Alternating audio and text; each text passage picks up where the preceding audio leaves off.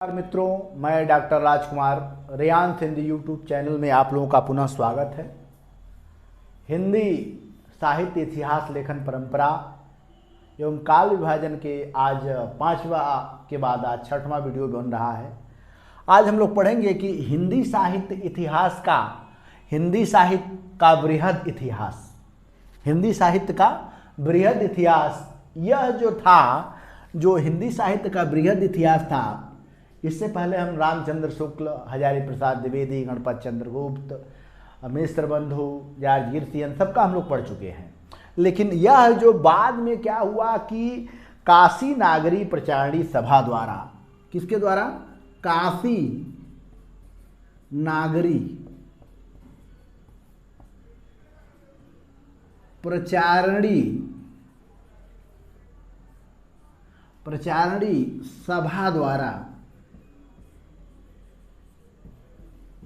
ठीक है, सभा द्वारा 16 खंडों में, कितने खंडों में मित्र ये आया था?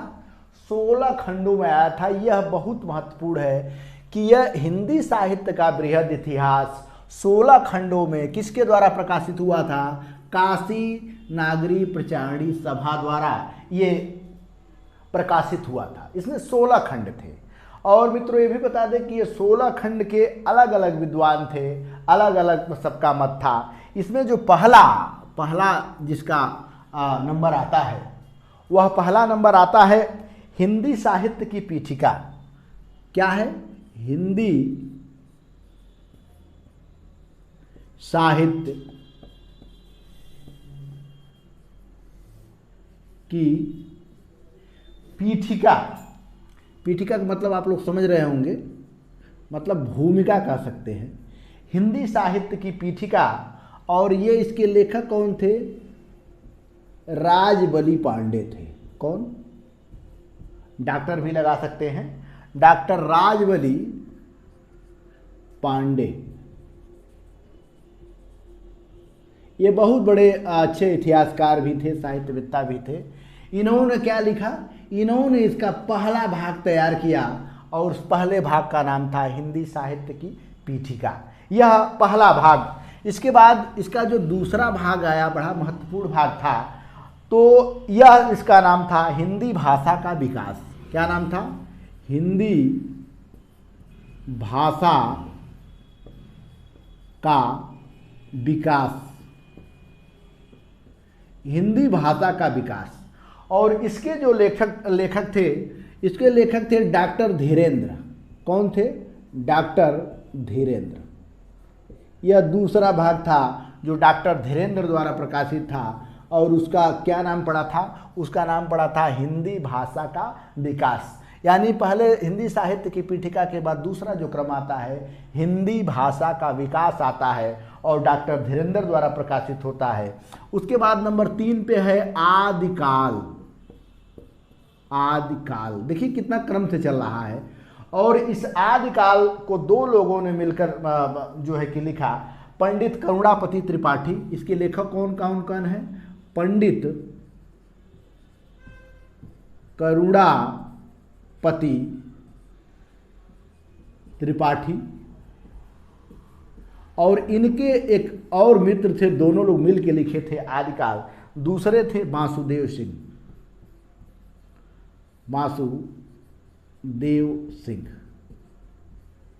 यह तीसरा भाग आदिकाल के नाम से प्रकाशित हुआ।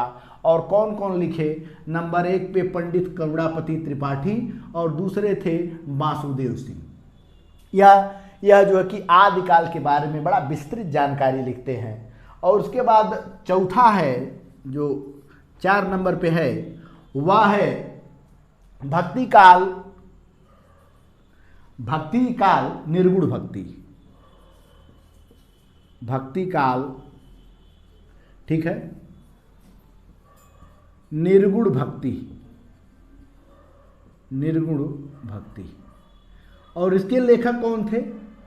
इसके लेखक थे परशुराम चतुर्वेदी। ध्यान रखिएगा, इसके लेखक थे कौन? परशुराम चतुर्वेदी। यह परशुराम चतुर्वेदी ने क्या लिखा, भक्ति काल और निर्गुण भक्ति। ये भी ध्यान रखने की जरूरत है। भक्ति काल के 2 भाग थे जिसमें एक निर्गुण था, और ये 5वां भाग जो आया इसका नाम पड़ा था भक्ति काल, ठीक है, और सगुण भक्ति। सगुण भक्ति इसके कौन लेखक थे, किसके द्वारा लिखा गया? यह लिखा गया था देवेंद्र नाथ शर्मा। इसमें 2 लेखक थे। नंबर 1 पे हैं देवेंद्र नाथ शर्मा, और दूसरे जो इसके लेखक थे उनका नाम था विजयेंद्र स्नातक।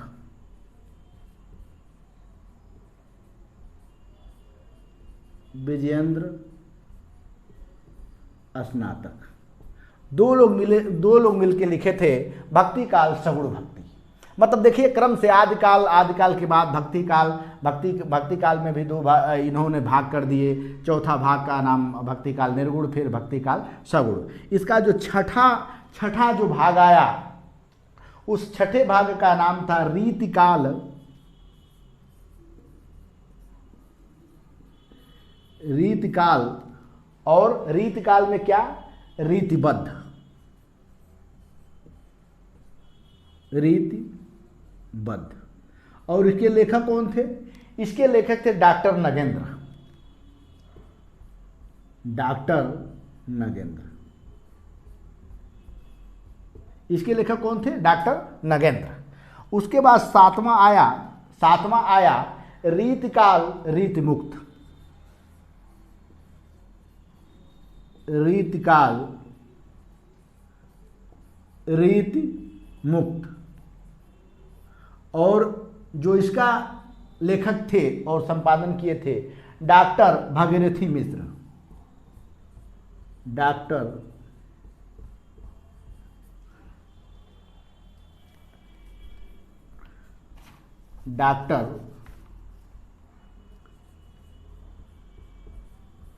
भागीरथी मिश्र। भागीरथी मिश्र का हिंदी काव्यशास्त्र और हिंदी पाश्चात्य काव्यशास्त्र दोनों बड़ा प्रसिद्ध है। और फिर उसके बाद 8वां एक लेखक आए, उसका जो 8वां इसका क्रम चल रहा था, हिंदी साहित्य की पीठिका, हिंदी भाषा का विकास, भक्ति का आदिकाल के बाद भक्ति काल निर्गुण, भक्ति काल सगुण, रीतिकाल में भी रीतिबद्ध, रीतिमुक्त। उसके बाद जो 8वां भाग आया था उसका नाम था हिंदी साहित्य का अभ्युत्थान। हिंदी साहित्य का अभ्युत्थान।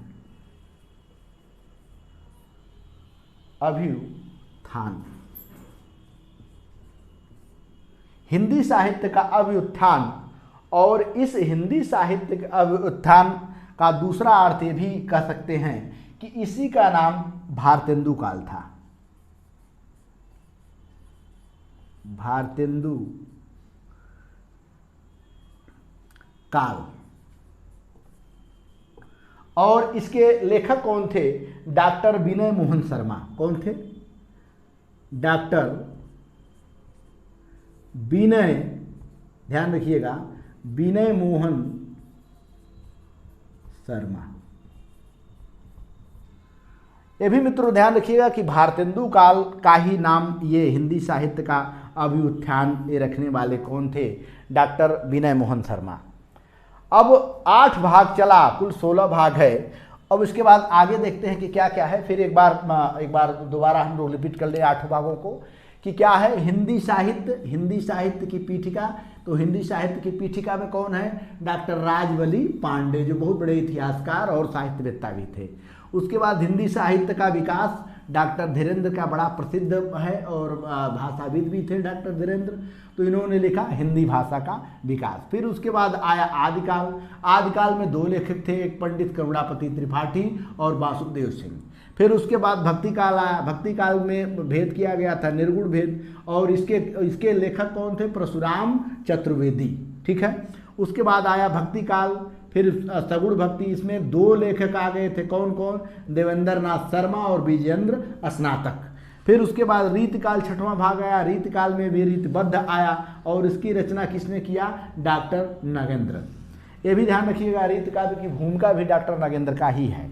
और रीतकाल रीतमुक्त में कौन कौन लेखक आए, इसमें आए डॉक्टर भगीरथी मिश्र जो बहुत अच्छे काव्य शास्त्री भी हैं।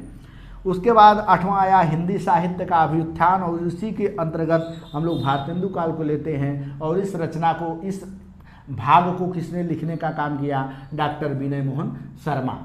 अब इसके बाद जो उसके बाद जो 9वां नंबर आता है उसके बारे में हम लोग चर्चा करते हैं।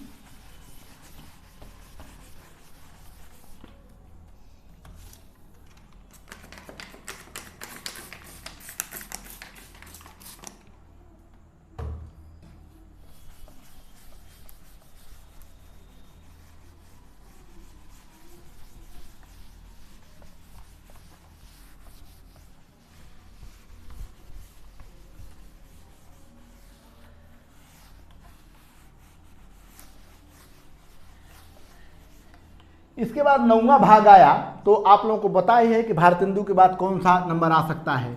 तो 9वां भाग का नाम है द्विवेदी काल। क्या नाम है, द्विवेदी काल। और द्विवेदी काल का जो समय है वही समय में कोई अंतर नहीं है, बस इतना जानते रहिए।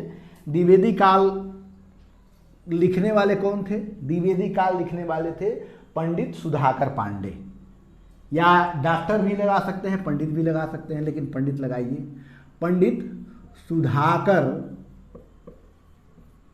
पांडे। ठीक है। उसके बाद 10वां जो भाग आया, 10वां भाग का नाम था उत्कर्ष काव्य। उत्कर्ष काल काव्य, उत्कर्ष काल संबंधी काव्य।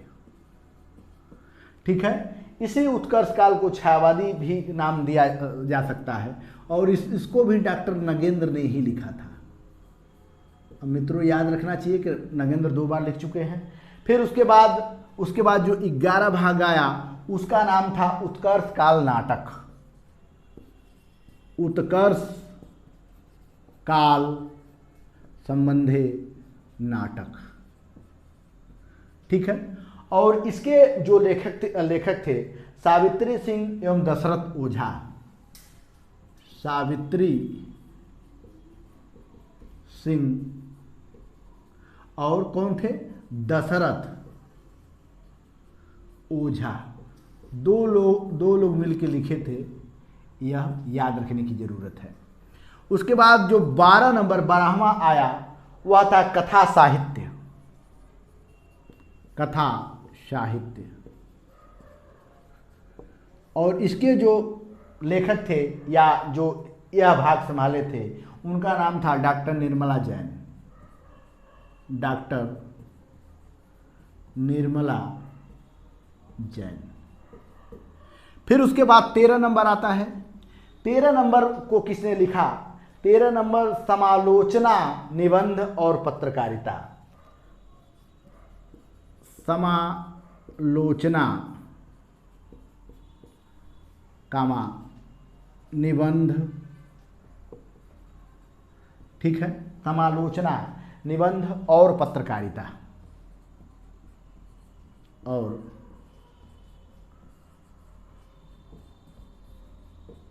पत्रकारिता लिखने वाले कौन थे, लक्ष्मी नारायण सुधांशु। लक्ष्मी नारायण, इनका प्रेम से कहा जाता था सुधांशु। ठीक है। 14 नंबर पे कौन है, 14 नंबर पे है आदतन काल। आदतन काल, अदन काल को नई कविता भी कह सकते हैं। और इस अदन काल को लिखने वाले कौन थे, doctor Harvansh Lal Sharma. Number 1 doctor Harvansh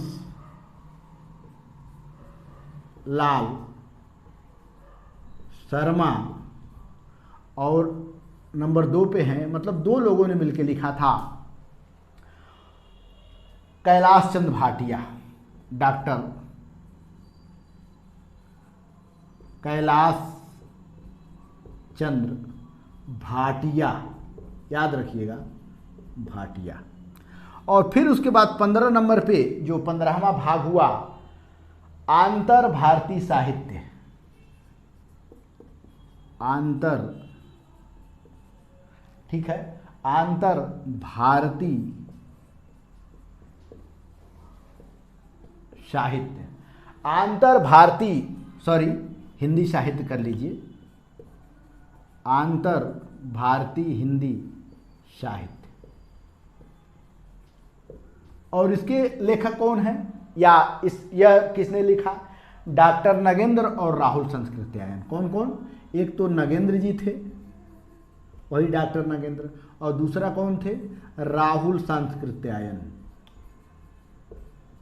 Rahul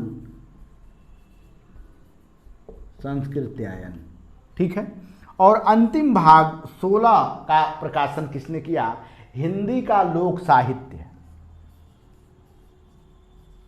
Hindi का लोक साहित्य। और इसके जो लेखक थे डॉक्टर कृष्णदेव उपाध्याय, डॉक्टर कृष्णदेव उपाध्याय, ठीक। मित्रों ध्यान रखने की जरूरत है, उपाध्याय,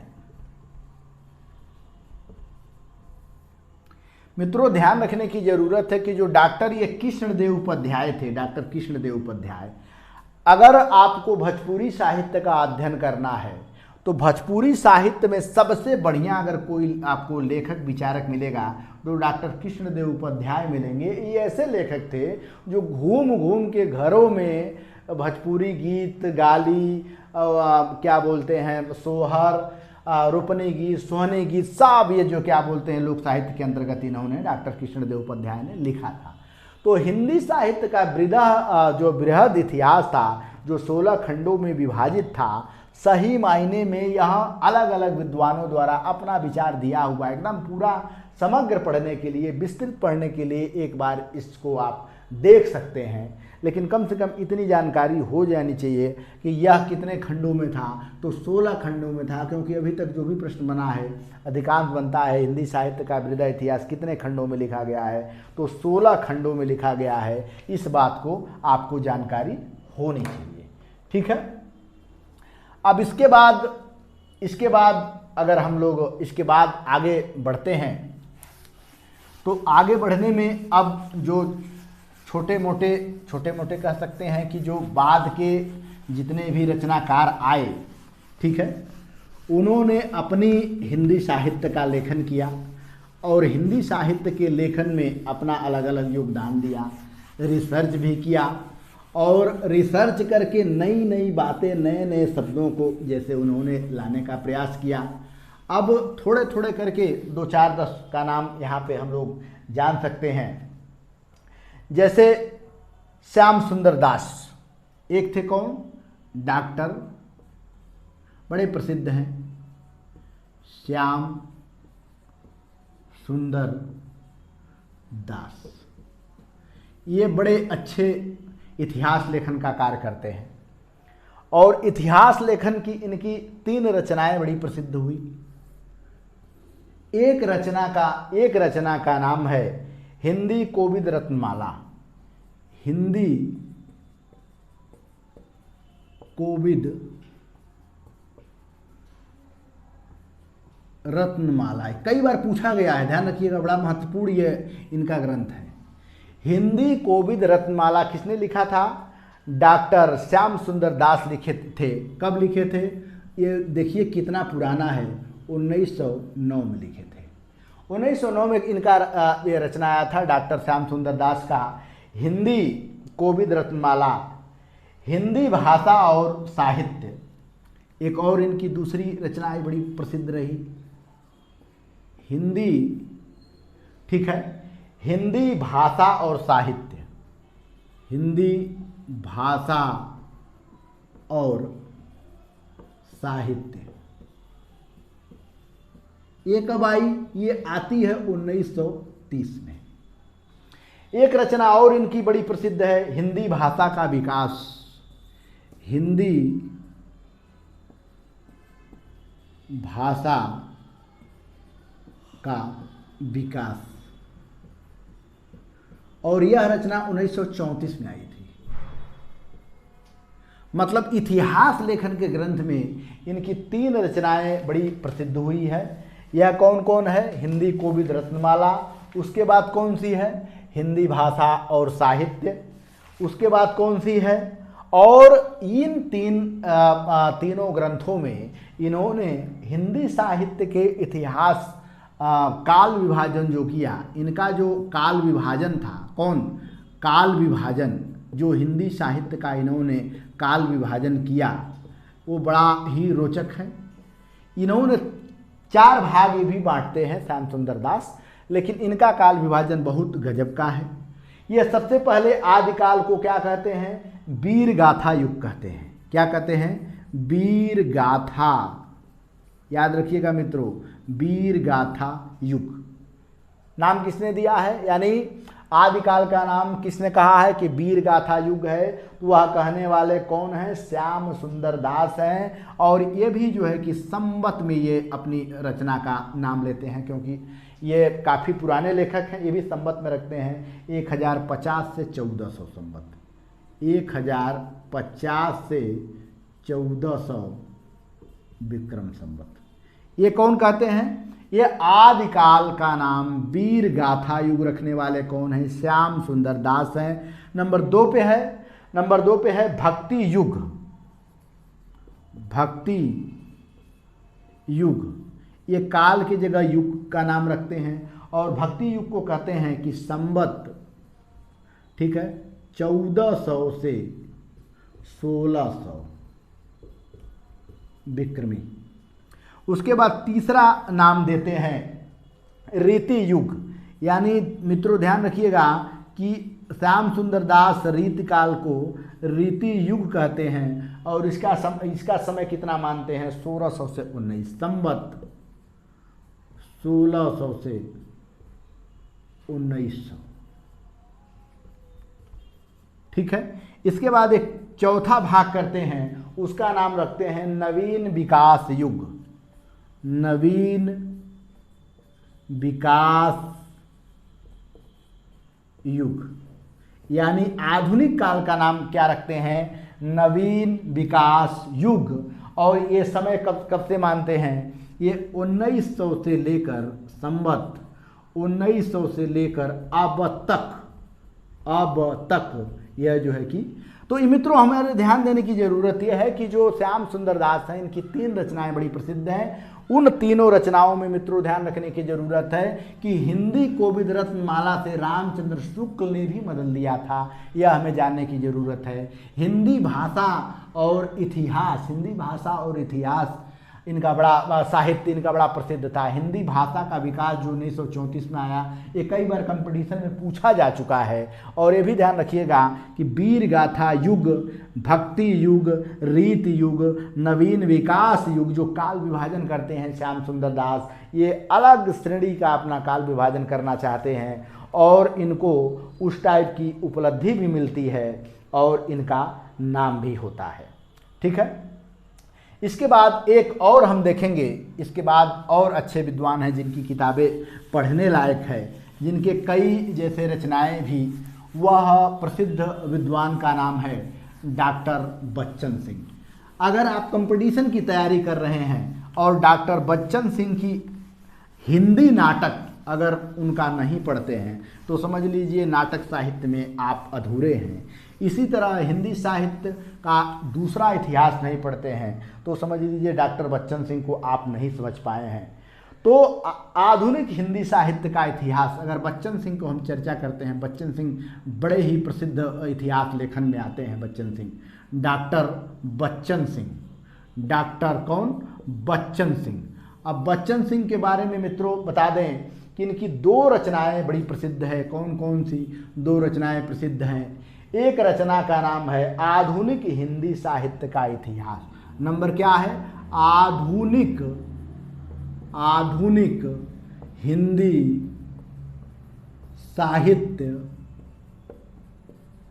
आधुनिक हिंदी साहित्य का इतिहास।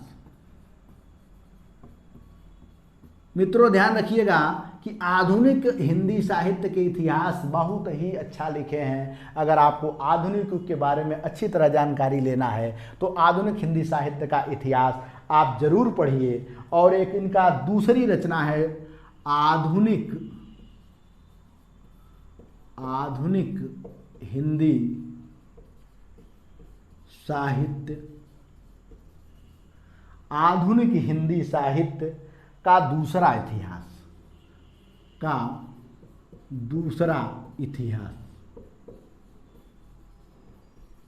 ठीक, आधुनिक हिंदी साहित्य का दूसरा इतिहास जो 1996 में आया था।